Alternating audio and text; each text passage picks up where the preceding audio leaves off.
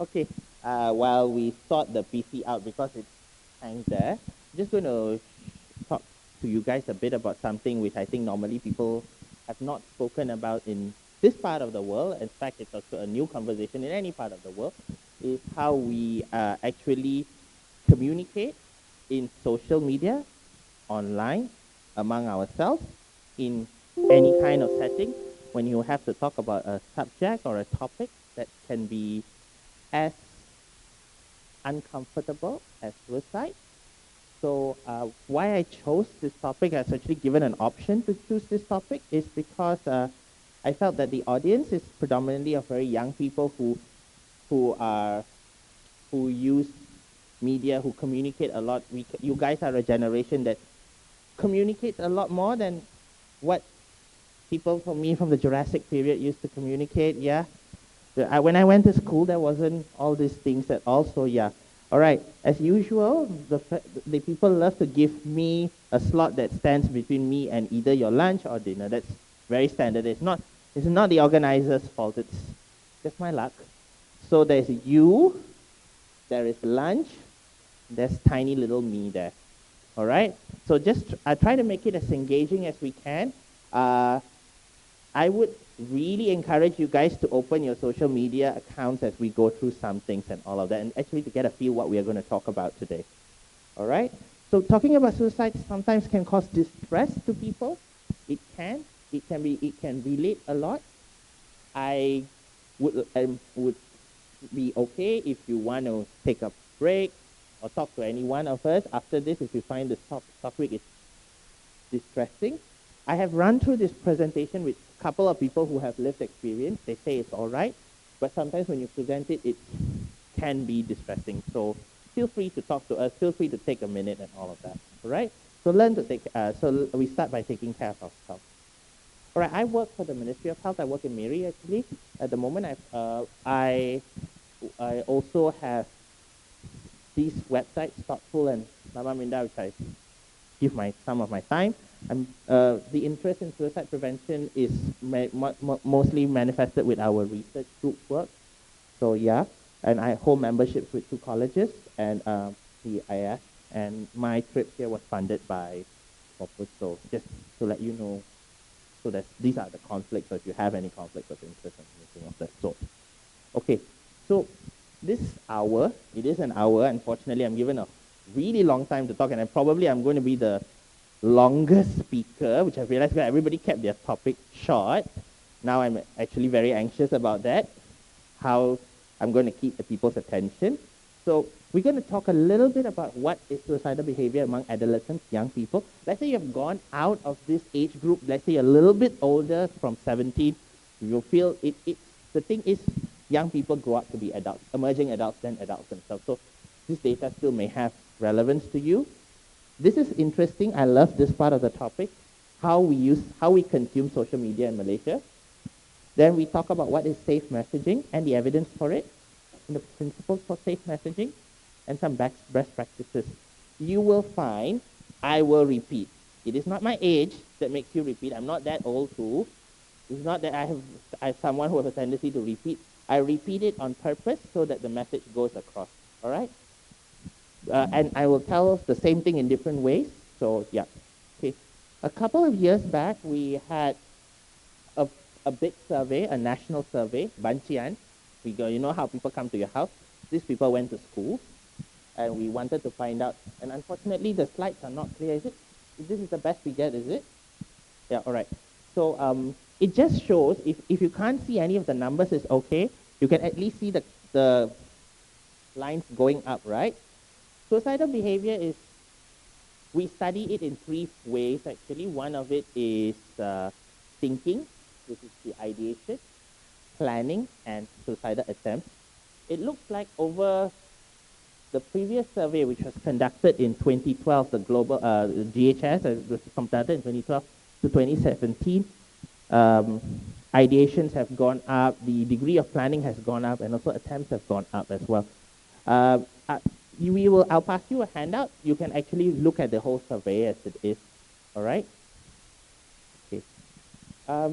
So that is the thing, and that's why it's an important problem to talk about. It's something that we must talk about. We must address what's happening with our young people, what's happening with all of us, because young people become adults, adults become older, and then they become elderly. So it's something that if it is there and not tackled, it only can get worse. But it can also get better, actually, depending on what happens. So I love this resource, and I was just connected to this resource. It looks like in our country this year, we have about 32 million people, but we have 40 million mobile subscriptions. We have more mobile subscriptions than people in our country. Okay, I don't know why. It could be because maybe one person has more than one, or we are not taking into account the immigrant population, or just the fact that many people just like to use a lot more of that. So yeah. And we have about 78% of people using social media. I used to wonder that, I used to think, this is my own biases, I used to think that only young people use social media. Then recently I found out my dad, my mom all have social media accounts. Albeit that we are not in each other's networks for a good reason, but yeah. Okay? So, and we have a lot of internet penetration here, and a lot of people use mobile devices. All right? Numbers have been going up. And one more thing is, we spend a lot of time on the internet on any device, 8 hours. How many hours are we awake? Okay, we may be awake, like let me say if I sleep for 8 hours, a good day, which is 24 minus 8 is, wait, I'm mathematically challenged, 16, 8 hours, that's half of my day. That's in a good day, lah. All right, that's average actually. And then we really like watching videos. We really like streaming music as well. So we seem to be using it quite a lot. And, oh, fantastic. We have 100% on messaging service. Yeah, we use WhatsApp, right? So yeah. All right.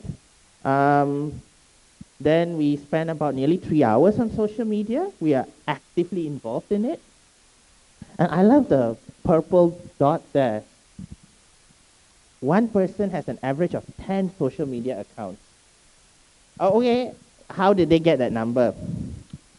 They've counted things like WhatsApp and all of that. So you have WhatsApp, WeChat, YouTube, Instagram, Facebook, IG. Then maybe you have 2 accounts in IG, 2 accounts in Twitter. Then some things which I've never heard of when I was looking through the list. Like, let's have a look. See? So we do, does this make sense? You guys use YouTube a lot? You guys use WhatsApp a lot? I use WhatsApp a lot. That's probably where, if it's mine, that's that. I use Facebook and Instagram and Twitter a lot, just that I don't post. I'm sort of like what they call the lurker that sits and watches what everyone else's posts online. There's things like WeChat. There's LinkedIn. That's for the older people. You know, we use LinkedIn. It's just for our work-related thing. Skype is there. I have tried learning how to use Pinterest, Line, Snapchat, Tumblr, Redo It, Twitch, and Weibo. I just failed badly. So these are the many things that people actually use in our country. Okay, who uses it a lot? Well, at least I was right in one thing. Young people seem to use social media a lot. 18 to 24, 25 to 34. The men use it more than women. Surprised, right? People used to say a lot of things, right? Especially, quite interesting. I just realized that when I looked at it now. Okay? All right. So, what is safe messaging and why talk about it? I apologize for the fact that the slides are not clear because I think I shouldn't have used gray. Did not test it. Safe messaging is about how we talk about suicide online or in person or any platform. It is not sensitive. It's not to say we shouldn't talk about suicide. If we don't talk about something, doesn't mean it goes away. A lot of problems in society do not go away by not talking about it. So I think that's the most key important issue that I want to drive across here. Oh God, I did not pull the mic out. It's about talking in a way that is for prevention, because the prevention of suicide is everybody's business. All right? So I'm going to tell 2 stories about 2 things that bring about the concept of safe messaging, and it's not something new.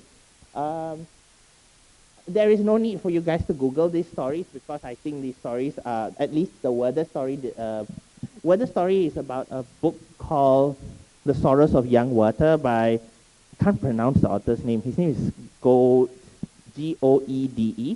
So what he has written is about someone who died by suicide because his love was not requited, because of his failed love attempt, and it was kind of a graphic way.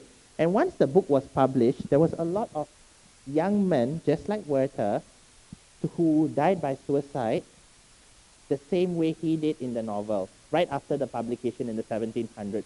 People were dressed the same way, people were using the same method. So that's when people started realizing, what we say actually has a lot of impact.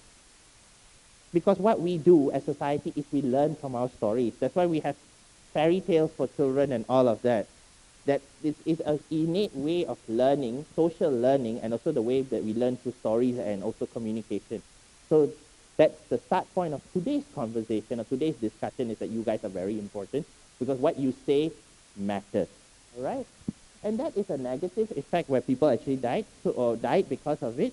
How about if we tell the story in a right way? Has there been evidence to show it helps? That comes to the Papageno effect. Papageno is a character in Mozart's Magic Flute. I think it's Mozart, if I'm not mistaken. I could be terribly wrong.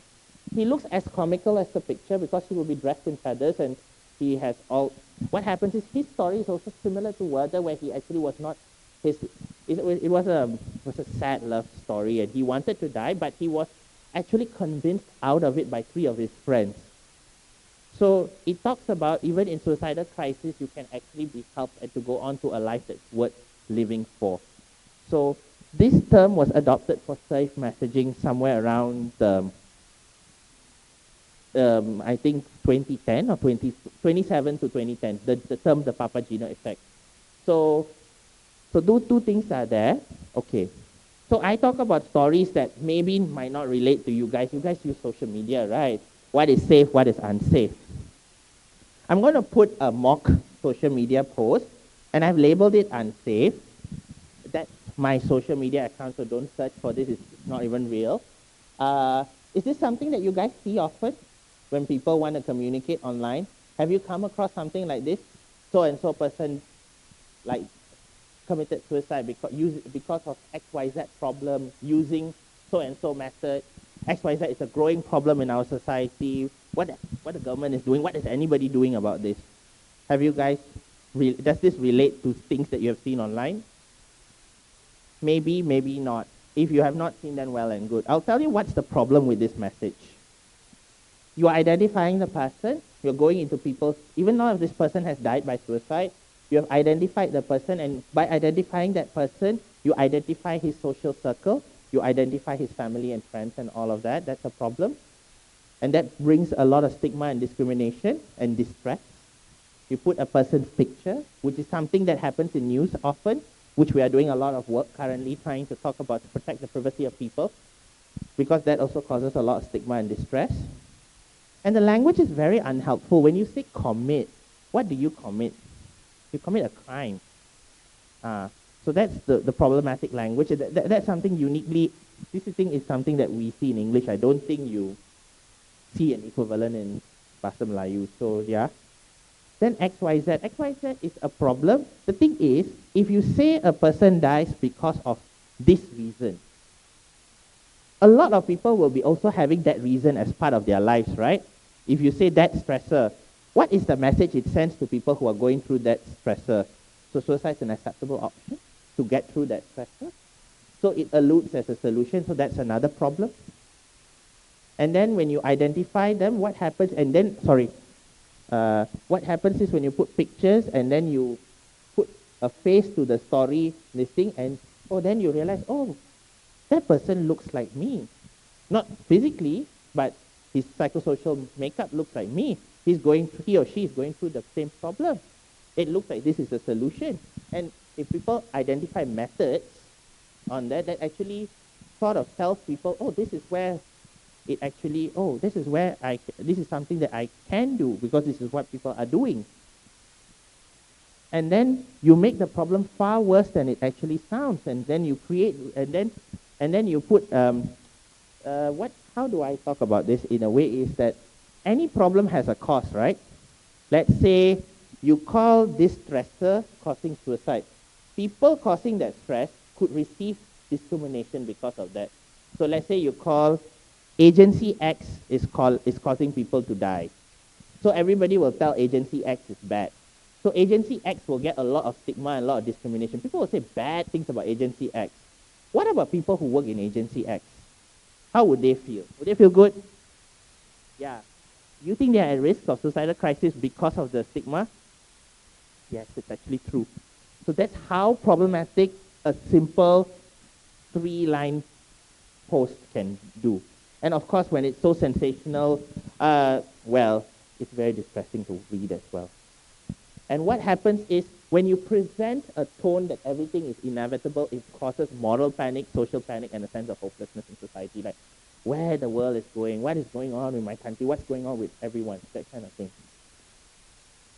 So now I go on to talking about, wait, I need to look at my time. All right. Now we go on to talking about safe. Okay, this is the same thing. Not the same thing. Let's say I wanted to have to communicate. Okay, what happened? Oh, it's my Siri. Okay, I don't know how to operate devices, so it does things like this. A safe post is something that you make sure your audience is tailored for, meaning that this post is very limited to who can see it. And you just put a person's name, even though there's an identification there. And then you put in help-seeking information. I'll talk a bit more about this later. And people actually have done research on this. When you increase safe messaging and reduce, it's really unfortunate that you cannot actually see those 2 lines. What actually happens is when you don't describe a suicidal death in intensity when it goes down, and you report in a very safe way when this is going up, the rates of suicide have been known to come down. And this is proven by empirical research, actually. All right? So, again, the same point that I was telling, that's why you matter in communicating as well. Of course, media has to do a lot, but you guys matter as well. So I like to talk about safe messaging in the context of a credit card. Anybody here has a debit card or a credit card? Yeah. Do you know there's a CCV number at the back? So it's content, context, and volume. I think this is important that I go out of the slide because if you guys don't see what it's here, it's problematic already.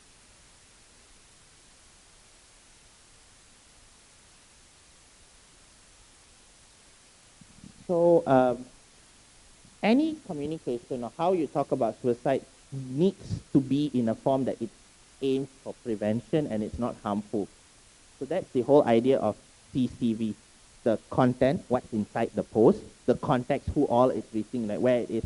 It makes a big difference. I'm talking to an audience like this and I'm talking to a client in the clinic. And also volume. Volume is very important because even you can talk about suicide safely in large in a good way, but if you keep talking about it, it actually becomes unsafe as an effect. All right? Okay.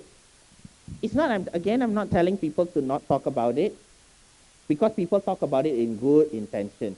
We just want to communicate. We want to be connected. We sometimes want to remember the person who has passed. We want to prevent and want to promote help seeking. But what unfortunately happens is, like all good things in the world, we have quite a lot of unintended side effects. Because when you communicate, especially in public platforms, what happens is you reach a lot of people and you don't know who you reach. Does anyone here have any idea how many people can actually read your post? Do we know who exactly reads our post and their background and who's their, even your friends who may have liked the post and you know them, do you know what are their struggles or what are they going through? Yeah, we don't know. So we really have to be a little bit more careful when we put information out there. Because if you see someone who's vulnerable, if that post is the term triggering, I think the young people should know much better. You guys have heard of the term triggering? Some have heard, some have not. Triggering is a bit of where it causes a lot of distress and identification, which actually sometimes stimulates suicidal thinking. And that's actually very dangerous because it actually sort of becomes another learning and people copy their acts. All right? So why? Because again, now we are talking about contagion. What happens is that copying is called contagion. If you look at this diagram, which is very blurred, there are just 3 circles there: geographical proximity, social proximity, and psychological proximity.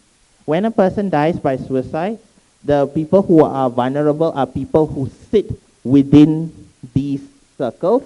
And when you say about these circles, the more they overlap, the higher the risk is there. And what happens is, geographical doesn't mean just because it happened in the States, doesn't mean it won't affect us. In the area, when you are connected to people through social media, geographical proximity comes much closer. Psychological proximity is the same problems or the relation of the psychosocial makeup that the person is making. And social proximity can be even as simple as the person you go on the bus with daily or the person you take the train daily. So what happens is social media actually increases the area of overlap. But, especially in young people, that's why contagion is a big problem in young people. The same social media that's problematic, however, can be used for preventative effort because it can reach large numbers, otherwise hard to engage audience. Let me see. What's a popular TV show now? I'm sorry, I don't follow TV that much. Huh? Huh? Oh well, some show that you guys are mentioning which I can't seem to hear, but well, with the advent of streaming, YouTube, Netflix, and all of that, what people are watching in the States, we also can watch here. What people are watching in the UK, we are watching here as well. All right? So what happens is it can actually reach a lot of places. We may think that we are, oh well, who else can we impact? You'll be quite surprised at things that social media can actually bring close to. The things that we say in big cities actually reach rural places where otherwise phone lines are not there, but when they have internet, there are some places like that. Media is actually able to engage and reach those people. So it actually is a good agent of bringing information. And so if you can bring information, why can't we bring in preventative information as well? And this is also evidence-based actually. So how do you do safe messaging? And this is what I'm going to talk about. There are a few guidance which I'm going to use, which is, I'm going to keep doing this because of the gray, that my own fascination with the color gray. So these are these references which you guys can look up. Mindframe is very easy to follow. I like the Language Matters one from Canada. The National Action Alliance from the States, I think, it is actually very good, just that you need to spend time and read it, which many people don't like to do, which I only read the guidelines when I had to make this presentation completely, which I actually felt very grateful for reading it. So a simple idea is when you want to communicate, let's say you are going to do a talk.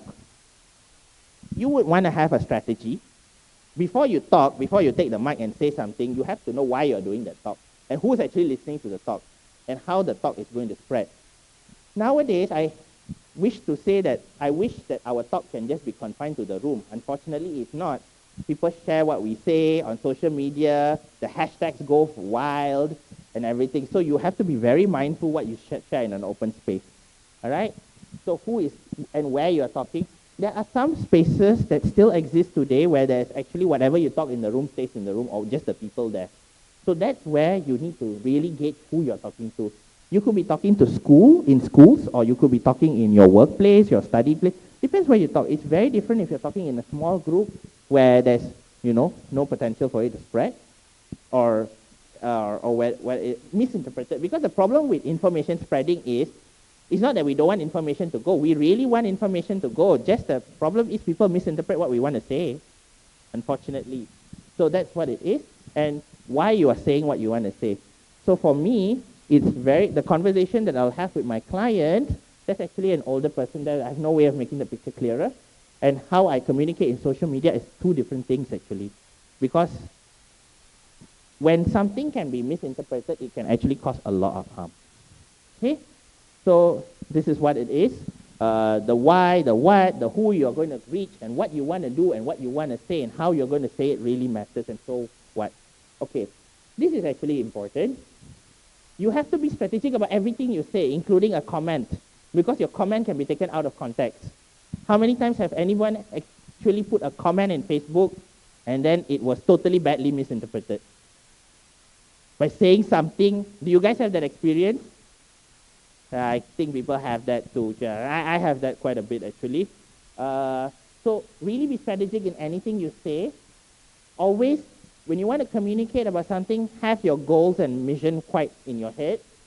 There is a problem with us where we say we must open a Facebook page for every event. We must open a Twitter page for every event. We must create an events page. Don't look at the means before the goals. The goals guide the means. Means apa kita nak buat, then only you see whether Facebook will be useful or not for it. Or Twitter will be useful or not. Or Instagram will be better for it. Let's say I want to sell something, I prefer to sell it on Instagram. It sells much better. So that's the thing. That's the whole idea. Choose wisely. And be very realistic. And we now are going to move to a different thing. Nowadays, there's a lot of communication for awareness. We need to communicate for action. You keep saying, mental health problems are on the rise, everything's on the rise, everything is bad. Like it sounds like when I read, sometimes when I attend health promotion activities, it looks like it's like, I come out of it feeling that the whole world is gloomy and this thing, because you just tell how bad things are. We are not talking about how to make things better. So that's how we should aim communication in the future, how to make things better. So that's that. Use evidence. Don't simply, apa kita panggil, think that this is good in your head and just apply it. That's something that happens a lot in our country. We think that, oh, if we do this, then it'll be great. We don't look at the research, we don't look at the evidence and all of that. And use media or use channels that people use. Let's say you want to communicate through something like LinkedIn for young people, like people who are going to school, it's not going to work. How many of you have a LinkedIn account? Okay, those people who are working, who are going to the work field, yeah, they have this few. How many of you have Facebook? What? Oh, Facebook has gone out of fashion, is it? Oh dear. Okay, how many have Instagram? I'm quite sure you all have Instagram. But I think now Twitter is on the rise, right? All of you almost have a Twitter account, right? See? Okay, see how outdated I am? I don't actually have... my Twitter account is kind of sad, okay? So, use what people want to use. And some things can only be solved by different action, like policy and all of that. So, you got to be careful with that. Okay, the last one is important. Just because someone else say it works, don't just blindly copy, paste, and forward. Even your boss, your teacher, your lecturer, your whoever who is supposed to be better at you at work or supposed to be your senior can make mistakes. You are the one who has to decide it. Alright? Alright. So what you should be careful about sharing? This is really important. Pictures, no. Be careful about infographics. Sometimes they take away the pictures. They put very dangerous infographics of methods. That's not right. Sensational front page covering, pinning in a suicidal news on your Facebook page or your tweet or the first thing you see in your page. Talking about method or location, this thing is really not helpful because it's not going to help you prevent. Method prevention comes to policymakers or people who are doing that, or people who are actually going, who are very, what do you call it, people who are acting in the at-risk group. So talking about method is really not helpful. But media likes to put it as one cause. We like to think of it as one cause because that's the one way we can process it simply. But it's not true because it's not safe to talk about it that way. Or worse, no cause. No cause is also another far more dangerous thing. So it's like not preventable, but in fact it is. And a lot of details shouldn't be there. And the last one is very important. Do not reinforce myths, stigma, and things. Famous myth in society that goes about. If I talk about suicide, I make people have suicidal ideation. Is that something that goes around? If we talk about suicide, we teach people how to do it. Does that go about in nowadays? Maybe, but in fact it's not. So you should not talk about myths like that. And or they say that this particular group of people are at risk of suicide. It's not really safe because sometimes individual protecting factors are very different. So these are not really helpful. Okay. I'm not going to open this guidance because just now when I tried to open this guidance, it didn't really open in the PC. So yeah. So this is a really easy to read guide. I have put it in your handout so you guys can read how to do it safely. It's very simply written. This is from Canada. They say put the person first. Rather than talking about suicide as a main thing, talk about the person. This person died by suicide. And also the language. People like to use commit suicide. People like to use words like kill yourself. Very, very strong words. Die by suicide is a much word because we want to highlight about how we can prevent. And images also matter. How many times have you guys seen a suicide help promoting article which actually had images of people dying by suicide? Like they put a method up there, they put a lot of gory pictures with blood and all of that. Has that been there in health promotion activities or any kind of preventive things? Have you seen that? Okay, if you have not seen that, then it's very good. If you have seen it, then it's actually not really safe. Proper images should include images that actually promote help seeking.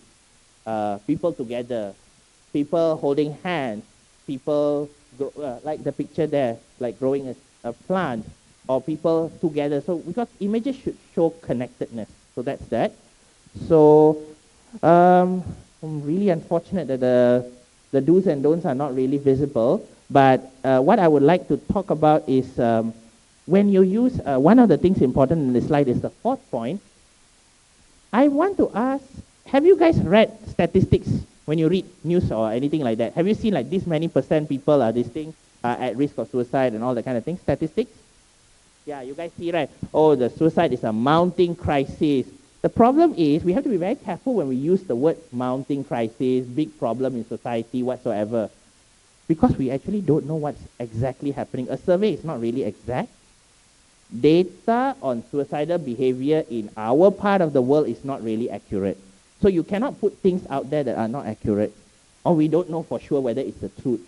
And painting a problem like this is an epidemic or a pandemic or, it's spreading like wildfire is also not good because when it's not true and when you say it's true, you are actually realizing that prophecy. You actually put people, oh, this is something common or this is something we cannot do anything about. So how you use information matters. Let's say, let me think of an example. If you buy 10 apples, you find you buy 10 apples, you find 2 apples often rosak lah. Dia dah repot lah, whatever lah, got ulat and whatever not. So you got 2. How you want to present the information? You want to present the 8 that was well or you want to present the 2 that's not well? Yeah, people like to say 8, but often more not, the news will put the 2. 2 with meaning like, 1 daripada 5 akan rosak. 20% of people have problems. So that's exactly what you should be careful of when you communicate. Alright, unfortunately again it's not very clear. What it's telling in this slide is, I like the second point. Again, who you talk to matters. You must communicate what your audience feels like. You cannot put the same information for children, adults, elderly, people in the workforce, people who are not in the workforce, people who are in stressful jobs, people in university. It's not fair, it's not right. Because people don't get the information they need. People might get information they don't need and act on it, and that's far more dangerous. So it looks like it's not easy to communicate, right? It isn't. It is really not easy because even when you want to talk about it in a positive way, some people just say it's preventable, everything is rosy, and don't give any action. You actually have to talk about it in the right way, meaning that you have to have action, you have to have solutions and successes and resources. And don't use alarming language, because alarming language has been found not to help. Okay, so now you guys can take a breather. Anybody has questions now? Because I realize if you have a long talk and you ask questions, in the end, people don't actually ask. So I'm opening the floor for the first round of questions.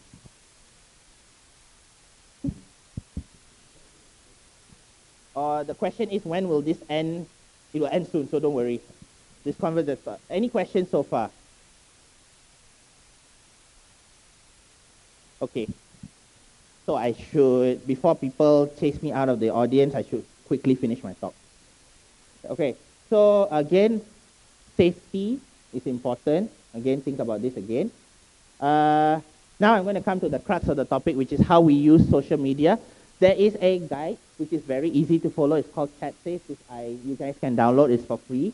I like this because we're going to do things about, we're going to look at, okay, I just want everyone to take their, I'm sorry I tailored the discussion to Facebook because my mistake was I still use Facebook a lot. So who has a Facebook account here? Oh my God, it's like so few people have Facebook. I feel old. How many have Facebook actually? I'm going to raise my hand to, okay. We try using it in Facebook, but I think the equivalence exists in Twitter, all right? Okay, now, okay, this is a standard Facebook post. We're repeating it, right? I want to ask this. When you see a negative news, have you realized sometimes people like sad stories like condolences news people like? Actually, you wonder what that like means, right? I also wonder, I also get very confused. I get really confused. I'm like, huh? Is this condolences? Are you happy that something bad happened to me? So be very careful about those likes and all of that. It's very traumatizing sometimes. And then comments. Comments can be very unhelpful at times. Because sometimes in comments, they will ask more details. Oh, dia kerja apa? Dia sekolah kat mana? Kenapa lah dia buat macam ni? And all that kind of thing. And a lot of us forget that sometimes our posts are public. Please check your post because it doesn't tell you before you post. Please check that little global thing because if it has a circle that shows the picture of the earth, it can actually spread all over. So in social media, it's also the CCV, content, context, and volume. The difference about social media is not that just it can go all over the place. Social media is interactive. Do you guys get that? Whatever you post, someone can interact back with you. Is that something? Because there's comments, there's likes, and everything. It's not like our magazines that you write and you put in a magazine. You don't know who's reading and what they feel about it. And it can reach anywhere on the globe. And how do you want to communicate in social media? There's 4 situations we will talk about today, and we go through that. And I really need you guys to, unfortunately, it's kind of blurred as well. I want to take your social media platforms. Okay, the simple thing is, do you guys know how to report a post? Do you know where the report handles are in Facebook, Twitter, as well as Instagram, at least? Do you know that you can actually report posts, or you can hide things that you don't want to see, or hide things people should not say? So please be mindful. I just realized that Apple and Android, some of the things look totally opposite to each other, like the ... in Instagram. I think one of it is vertical in, I think, Android. I think in Apple is straight. I'm not sure. So where your report buttons are. So if something you see is not good, you probably would want to report it. And always ask before you write about suicide, is there a better way to do this than posting it online? If there is, maybe you should choose that option. Think of who reads it. There's privacy involved. How many of you have become the victim of the screenshot phenomenon? Anybody, something that you said but you deleted, but the screenshot still exists and lurks all over the world? Do we have that? Yeah. So what you put online can stay forever.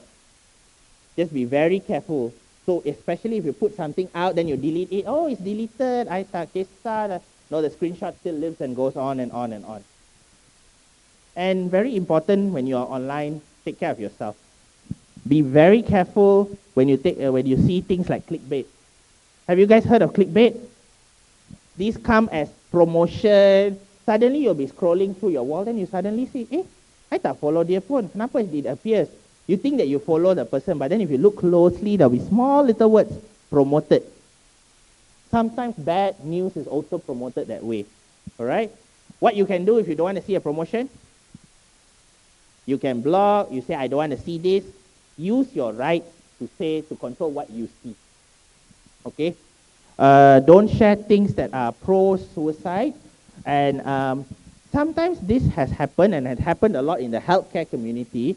They see a bad post, what they do is, diorang kecam post tu lah, they will share the post and write something like, oh, don't do like this, but you actually sharing the original post.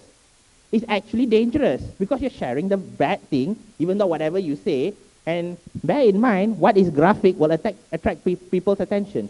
So that's something that we need to be mindful of. Okay, and okay. I was talking to a number of people who have lived experience, people who want to share their own suicidal experience online. I come from a point where I do a lot of suicide prevention work, so I try to tell people to be very careful. What you put out there in the world, sometimes you have to be responsible for. Not just for yourself and for your needs, like you want to be supported and all of that, but for people who can actually, that post might have harm. So think about that before you do that. And before you reach out online, I always suggest, I think people always suggest, reach out to a trusted person or a professional. They can probably help you much better, because a crisis sometimes can be better solved when you are seeing someone in a one-to-one basis on real time. All right? Safety plan and crisis services are something that you can probably discuss with professionals. What is important is when you put something online, think about how it will not just affect you and it will affect others. Sometimes you put something that may be very painful for you and you might get a very negative reaction. Has that happened before? You put something, you share something something that is really hurtful, then people write something very, very distinct, and that becomes very counterproductive. That would not happen if you're going to a trusted professional. Okay? If your post is a little bit scary or a little bit unsafe, put trigger warnings and help seeking at the start. So people have an option not to read it.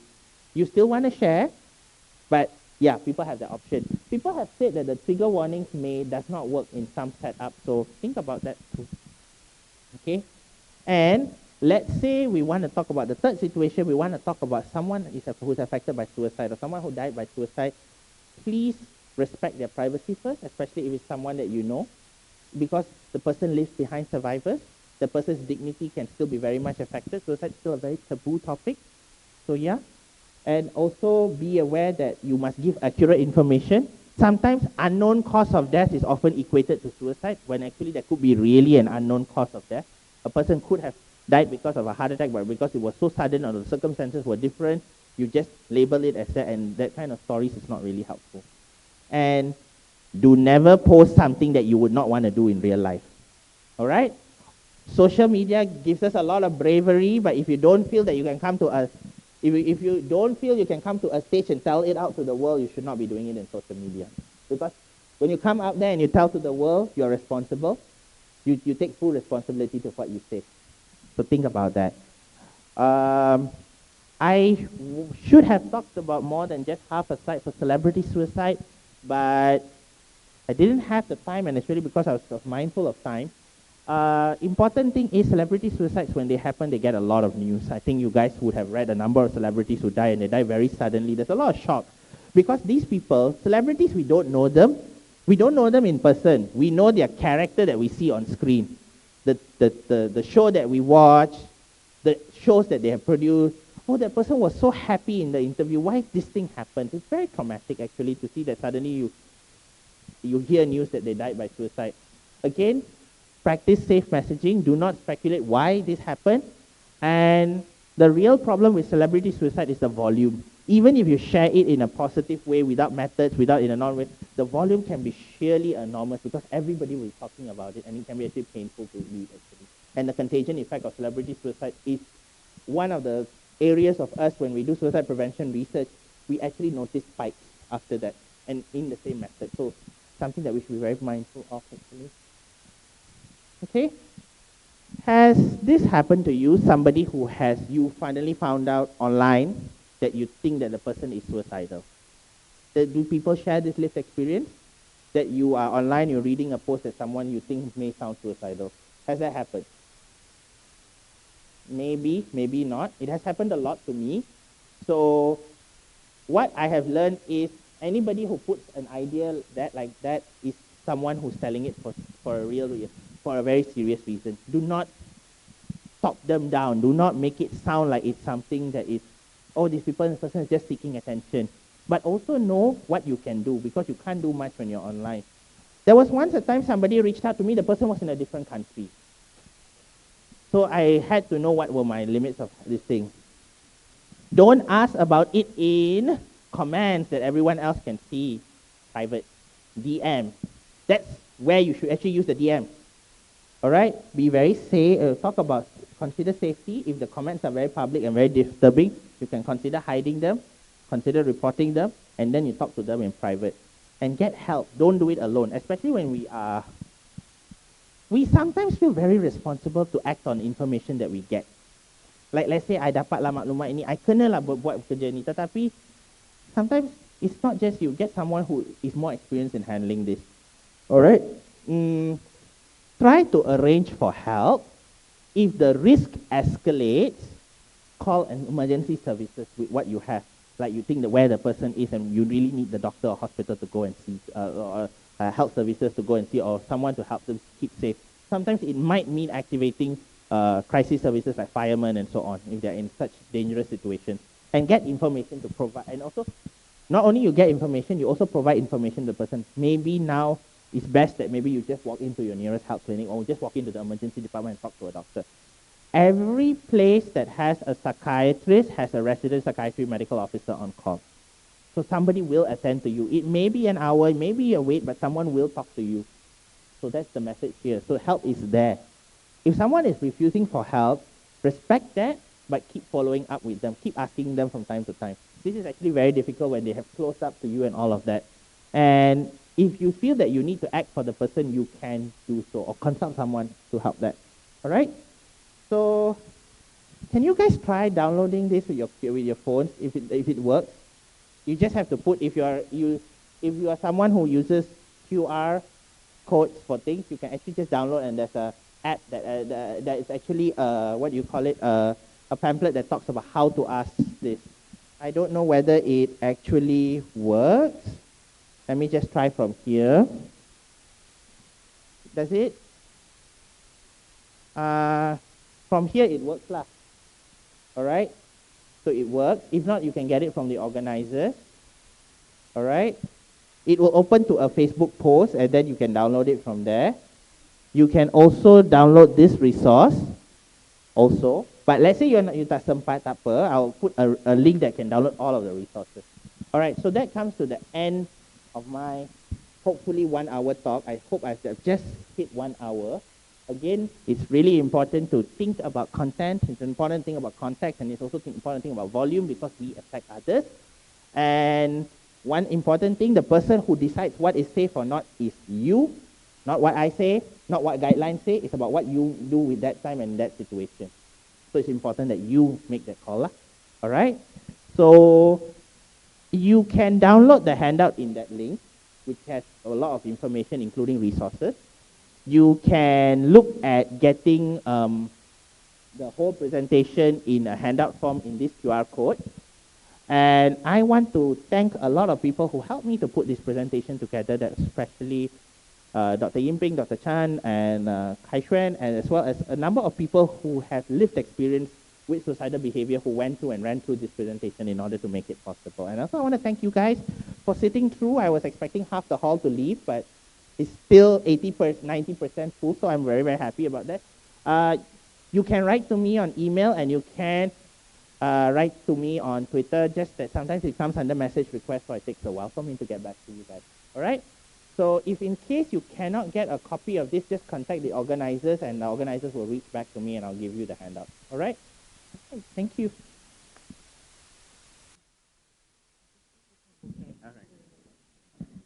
Hi. My name is Bibi from Malaysian Youth Council. So my question would be, because Dr. Rabi being sharing about all this online messaging and what to talk and how to actually phrase it online, whether posting or DMs, on how to reply to our friends or anyone that share about all this suicide thing. So my question would be, can you share to us, audience, because from Malaysian Council, we've been doing like a few things on mental health and all this thing, and we've been shared about this mental health issue since 2012. So back then was Befrienders. Can you share to the audience what are other online agencies or any apps or any websites that they can actually share to their friends on about this suicide prevention? Right. Okay, that's a really good question. MOH, the Ministry of Health, will be releasing a booklet in the coming week, which has a whole list of helplines that are available. Okay, we have to be mindful that Befrienders 24/7 number is the Kuala Lumpur number, and sometimes they are actually providing for the whole country. So you might not be able to reach them when you're talking, when you call for them. What I suggest is now use your socials and just Google image Befrienders Malaysia. They will have about 5 to 6 numbers. They have regional lines. Befrienders Kuching is there, Befrienders Johor, Muar, Seremban, Ipoh, Penang is there. Each of it has its number. Each of it has its operating time, so you got to look at that. So Befrienders is a good crisis resource center, resource line to talk about when you're in crisis. Besides Befrienders, I'm going to go by languages that you are familiar with.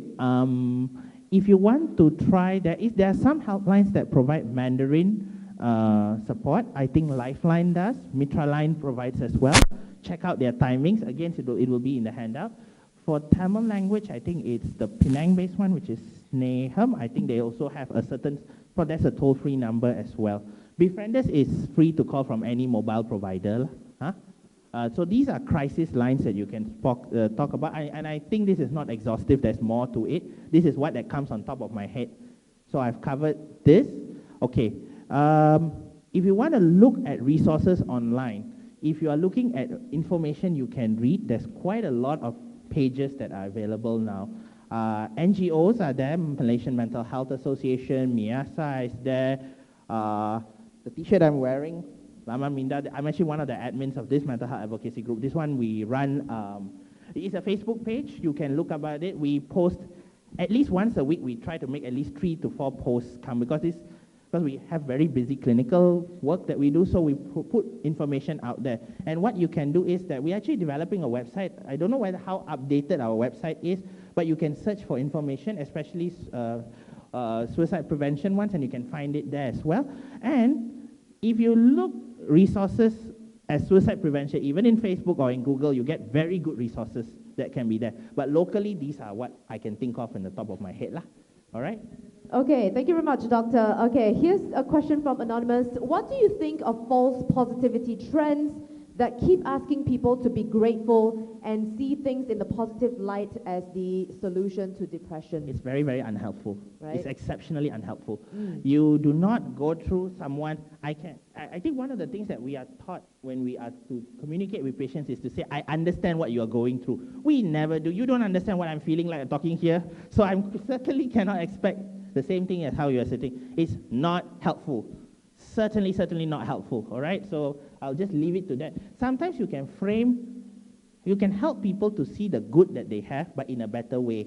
You have to validate what they are going through. If someone says that life sucks, I'm in pain, you have to notice that pain. Because if you don't notice the pain, you're not moving beyond that conversation, all right? Okay, next. Abuse is beyond physical and sexual. There's actually emotional abuse, and the worst form of abuse, one of the most understated forms of abuse, is neglect.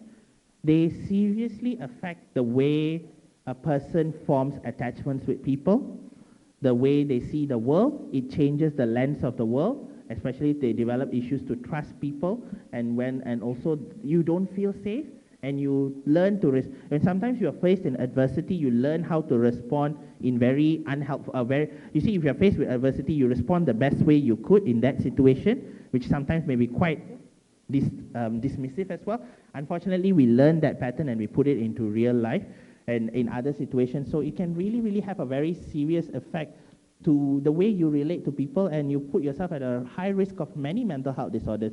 Actually, there is a study that which I was privileged to read, where actually talks that bullying actually increases risk of heart disease. So it actually impacts your physical health as well. All right? Okay, final question for Dr. Ravi. Says here, teenagers nowadays rather suicide than voicing out their abusal. How are we to know when one is going through this? Okay. How do we want to recognize signs and symptoms of suicidal behavior? All right. We actually do something called as gatekeeper training, which is to train lay people on how to do it. I'm not going to say you have to find a training to attend. I've put in in one of the handouts, there's a link. Please go through that link and see that that talks about various signs and symptoms of suicidal behavior. Some of it is very, very not obvious. The signs is sometimes to talk about it in this very short time is how are we to know? Sometimes people voice it out directly. They say that I don't want to live, life's not worth living. People express it very indirectly. Sometimes they say, you won't need to be troubled by me anymore. They will be seeing that they're preparing for the time that they're not. They're giving out things that are, their valuables and all of that, and, making arrangements for their death. And also sometimes people, you can clearly see signs of depression and also change of behavior and all of that. A lot of it is in the handout, so you guys can have a look at that. If you want more information, just write into me. I will give the information. It's a very big question, actually. Right. Thank you very much, Dr. Ravin, for the talk on safe messaging online for suicide prevention. I mean, you guys know how difficult it is to talk for 1 hour and to prepare slides, so give him a big round of applause. Woo!